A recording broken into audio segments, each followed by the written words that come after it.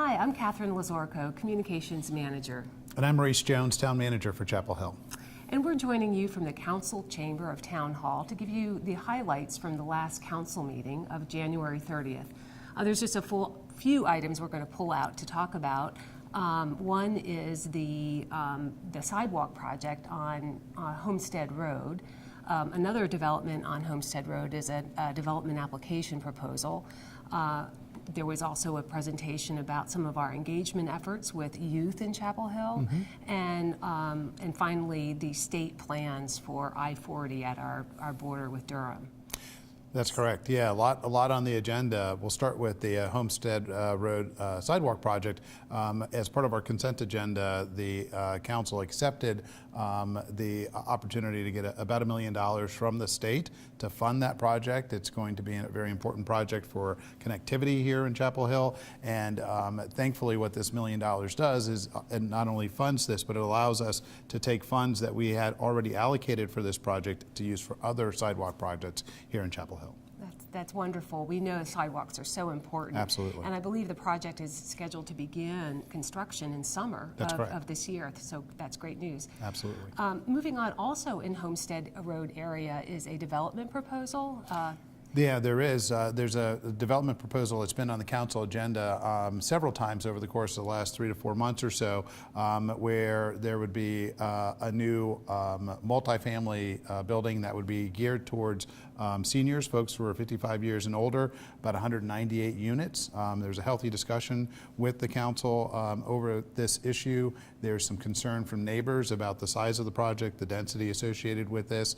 The developers have offered to provide some affordable housing as part of the project, 20 units of affordable housing for a 30-year period of time for the average median income for those folks would be up to 60% of the AMI. So there's a lot going on with this project. The council was concerned about how that project would fare in comparison from a size standpoint with their neighbors, and so they've asked for the developer to come back with a rendering of what that building would look like and how it would fit in with the rest of that neighborhood. So nothing decided yet, is coming back for further review? That's correct, on February 13th. All right. Well, switching gears entirely, our youth in Chapel Hill, I know there's been a lot of engagement work going on with them. There has been. About a year or so ago, the council asked the staff and some of our nonprofit partners to really try to get a sense of what our teens and our youth in our community were looking for.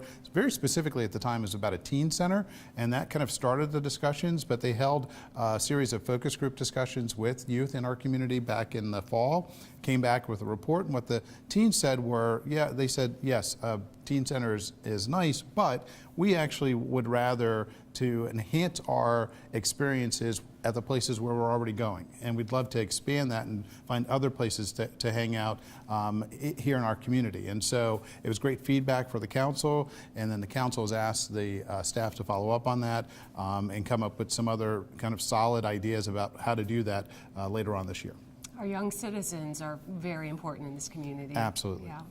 Okay, well, the last item I think would be the I40 project. That is a planning project from NCDOT. Under review by the council. It is in our community. This came about in the fall of this past year, where NCDOT came with a couple of different options for widening I40. There are some concerns raised by neighbors and the council about the effect that it would have on some of our neighborhoods that are right by I40 and 86 in that area. And so one of the things that the council did as part of a resolution was to say, we are communicating to NCDOT that we do not like one of those alternatives that they presented because it would have too much of an impact on that neighborhood. And so they have said that the preference of the two drawings that they saw what would be the second drawing, the 4B drawing. However, they're still not satisfied with that, and they're hoping that NCDOT will work with the neighborhood and work with the community at large to help improve the widening there, understanding that there needs to be something done to help traffic flow through there, but also wanting to lessen the impact on our community. A long-range planning effort, for sure. That's correct. Yeah, right. Well, those were just a few of the highlights. Of course, we're really trying to make sure that we relay all the information that the state is putting out for the community on that specific project on I-40. And there will be other opportunities to weigh in over the course of the next few months. Absolutely. Well, those were just a few of the items from the January 30th meeting. The council's next meeting is February 13th.